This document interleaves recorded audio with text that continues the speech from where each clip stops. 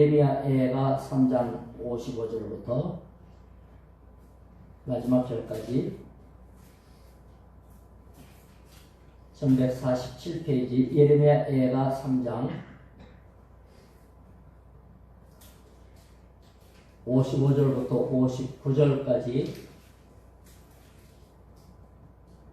함께 읽겠습니다. 예레미야가 3장 55절부터 59절까지 55절부터 시작.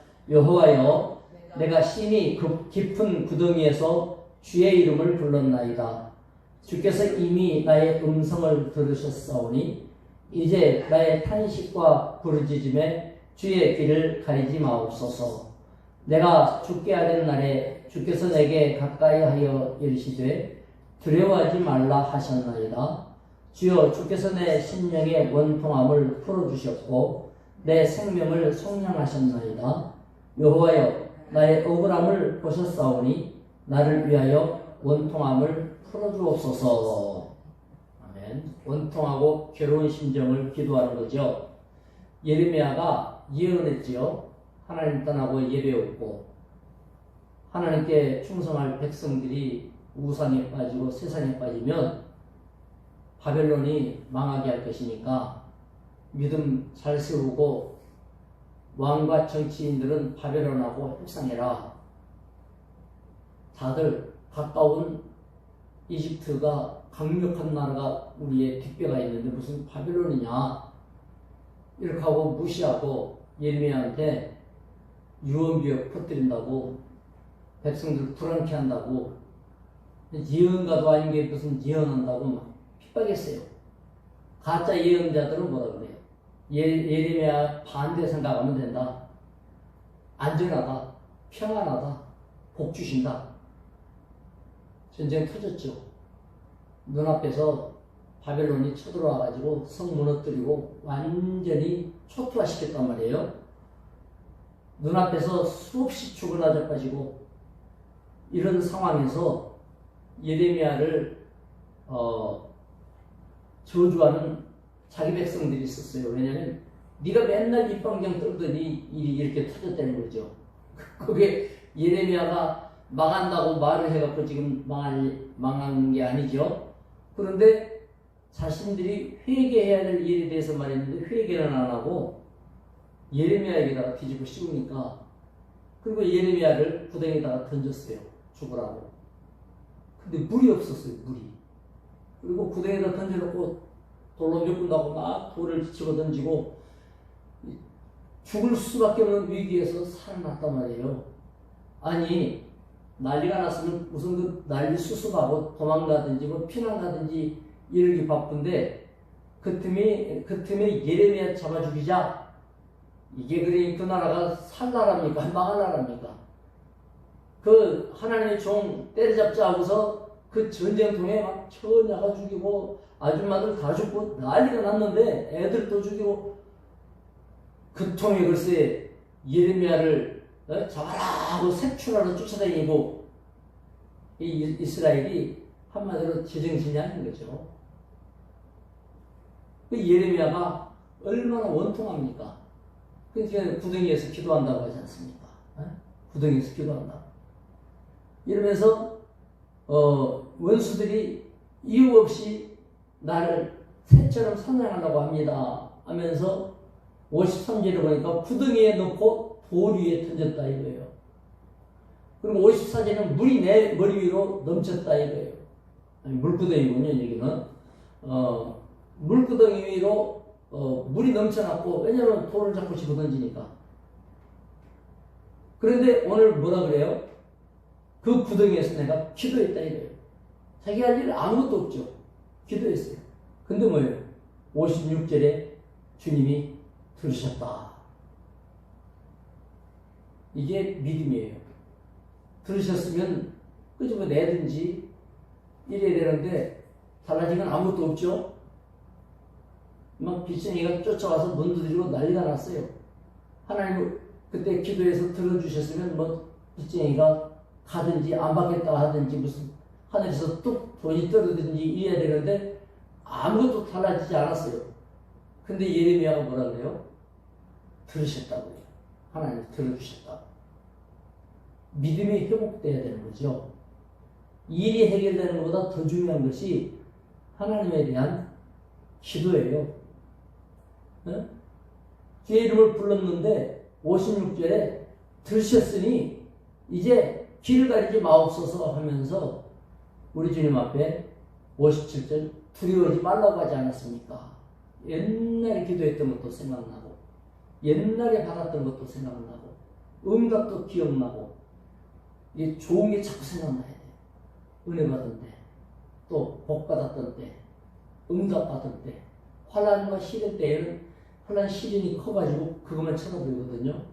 근데 믿음에 서면 희한하게도 그게 보이는 게 아니고 좋은 게 보여요. 그 수없이 많은 문제가 많은데 좋은 게 보여요.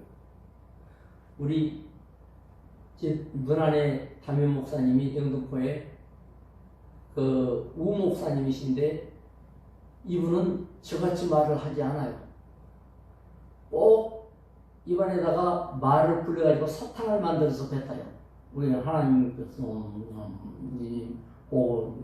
예레미야를 들으사 자꾸 이래요. 그러니까 들을 때 아우 가서 기도회가 있어서 와서 저보고 조금 인도하라는 일이 있어가지고 가서 이제 목사님이 먼저 설교를 하시는데 내가 밑에 앉아서 듣는데 이게 앞에 말인지 뒤에 말인지 입에서 뱉은 건지 성격 막 믿습니까? 기도회니까 좀 이렇게 말씀을 좀 하고 이랬으면 좋겠는데 하나님께서 제자들을 가둬버려서 뒤져가지고 또 뭐 이렇게 해서 정신이 하나도 없어요. 그런데 그 집사님 권사님들이 그 말씀에 아멘 하더라고. 아멘. 그걸 보고서 야 목사님의 능력이 있는 건지 성도들이 능력 있는 성도인지 나 그걸 보고서 회개했다니까. 나 같으면 1시간도 앉아서 은혜를 못 받겠어요. 그리고 그 강남 아파트 한강에 옆에 강남 아파트인데 그 목사님 집이 우리 누나가 하는 얘기가 뭐라 그러냐면 목사님은 아침에 나가보면 꼭 그 시간에 베란다에 나와 계신다는 거예요. 동네 사람들이 목사님 줄 뭐 다 아는데 그 파자마를 입고 베란다에 나와가지고 뭐 하냐면 빨래를 널고 계시는데 빨래를 털털 털어가면서 이렇게 넣는데요. 이게 동네 소문이 다 났대. 그러니까 그리고는 설교를 그렇게 하시네.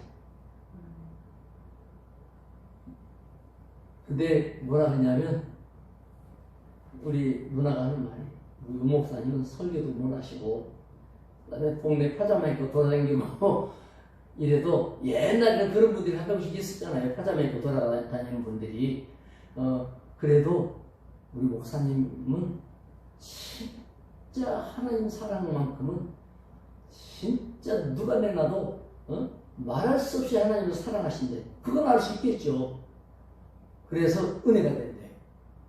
그러니까 그 모든 게 안 보이는 거예요. 안 보이는 거예요. 그걸 뭐라 그러냐? 콩깍지가 씌었다. 이러는 거지. 그래서 그 성도들이 그렇게 되어 있고 부목사님은요 설교를 얼마나 잘하는지 몰라요. 부목사님은 그분은 기독교 방송에서 설교할 정도로 설교를 그렇게 잘해요. 근데 담임 목사님은 입안에서 우물거리다가 생겨버려요. 예레미야가 그 엉망일 때 그 엉망진창이 눈에 들어오잖아요. 근데 하나님께 기도할 때 뭐가 자기를 덮었냐면 응답 주신 것, 함께 했던 것, 힘 주셨던 것. 이러다 보니까 예레미야의 기도는 오직 주님 앞에 나아가면서 이르시되 두려워하지 말라 하셨나이다. 주님이 가까이 오셔서 그렇게 말씀하지 않았습니까? 이렇게 하나님 가까이 하는 걸 기도했어요. 그리고 이제 59절까지 이렇게 하나님이 응답에 대한 확실함을 줬으니까 59절에 원통함을 이제 풀어주십시오 이렇게 말하죠. 60절에서 66절까지 읽어봅시다. 시작. 그들이 내게 보복하며 나를 모해함을 주께서 다 보셨나이다. 여호와여 그들이 나를 비방하며 나를 모해하는 모든 것, 곧 일어나 나를 치는 자들의 입술에서 나오는 것들과 종일 나를 모해하는 것들을 들으셨나이다. 그들이 안지나서나 나를 조롱하여 노래하는 것을 주목하여 보옵소서. 여호와여, 주께서 그들의 손이 행한 대로 그들에게 보응하사 그들에게 거만한 마음을 주시고 그들에게 저주를 내리소서. 주께서 진노로 그들을 뒤쫓으사 여호와의 하늘 아래에서 멸하소서. 여기 보면 원수들을 멸망시킬 것에 대한 소원을 기도하는데 거만한 마음을 달래요. 교만자는 망한다는 걸 아는 거죠. 지금 원수들이 다 교만해가지고 하늘을 찌르거든요. 바벨론 원수도 그러고 이스라엘 원수도 마찬가지고 얼마나 교만한지 남의 말 귀담아 듣지도 않고 기도하는 거 그거 무시하고 하나님 말씀 같은 건 아무것도 안 해요. 짓밟고 이렇게 교만해 있어요. 그러니까 예레미야가 결국은 그 교만한 자는 망할 것이다 하는 그런 확신이 우리에게도 있잖아요. 그러니까 진노로 그들을 뒤쫓아가서 멸망시킬 수 있도록 해달라고 대적들에게 그들이 한 대로 갚아달라. 우리 주님은 우리에게 진짜 기도하는 대로 응답 주시고 믿는 대로 역사하십니다.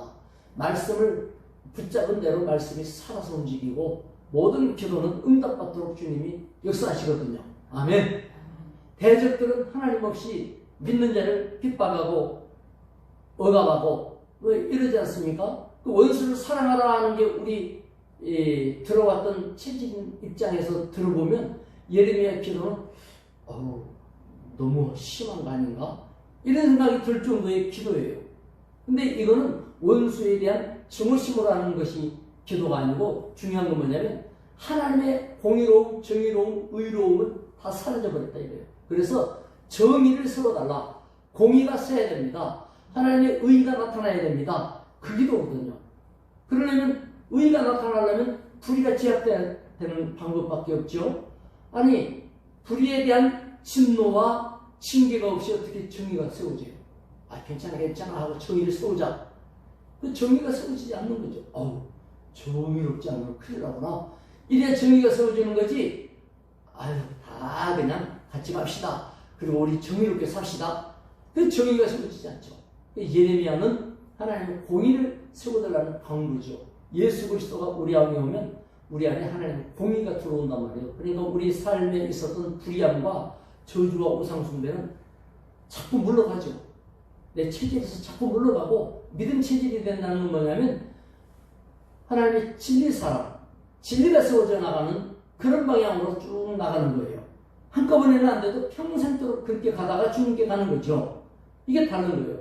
불신앙과 우상은 불의와 저주와 하나님의 공이 무너뜨린 일만 평생 하다가 가지만 예수 믿는 사람은 주의 공의로움을 드러내면서 예수의 축복을 전하면서 한 번이라도 그렇게 하면서 살아가다가 가기 때문에 달라요. 이제 하나님의 공의적인 기도는 정당하고 그 기도는 응답이 빠릅니다.